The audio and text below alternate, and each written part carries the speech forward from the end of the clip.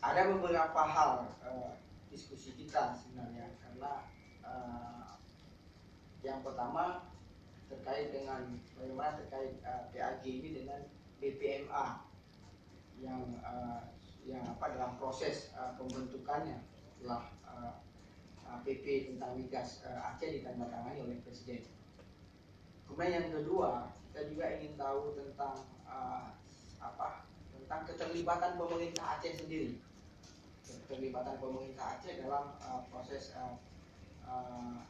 PAG di sini. Kita tahu sebelumnya bahwa pemerintah Aceh itu ada semacam share, ada kemungkinan untuk ikut share 30% dari dari PAG kita di sini, yang sampai saat ini kita tahu bahwa ada masalah.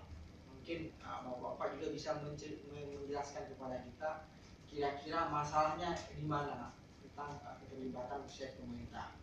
Kita juga tahu bahwa pengaliran gas dari Lok Semawe ke Medan, Belawan, itu juga sudah berlangsung 1 tahun lebih, dan pemerintah Aceh juga belum melakukan intervensi apapun terhadap ini, meskipun peluang untuk melakukan intervensi itu setelah dibuka oleh pemerintah pusat sejak proyek piping di Lok Semawe Aceh Utara sampai ke Belawan. Tapi sampai hari ini pemerintah Aceh belum terlibat, dan juga kita ingin tahu lebih detail kira-kira dari pihak manajemen itu berapa kira-kira kerugian daripada pemerintah Aceh akibat belum ikut sertanya kita di proyek PAG ini. Kemudian juga kita juga ingin mungkin ada gambaran lebih jelas juga dari Bapak-bapak di sini tentang bagaimana pola CSR dari perusahaan kita ini terhadap lingkungan pemerintah Aceh, artinya untuk masyarakat.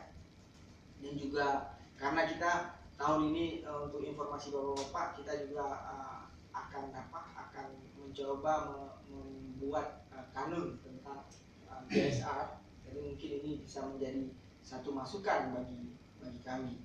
Kemudian juga gambaran yang kita ingin tahu dari Bapak-bapak sekalian, bagaimana operasional kita di sini, dan apa potensi yang bisa kita lakukan untuk pembangunan Aceh ke depan.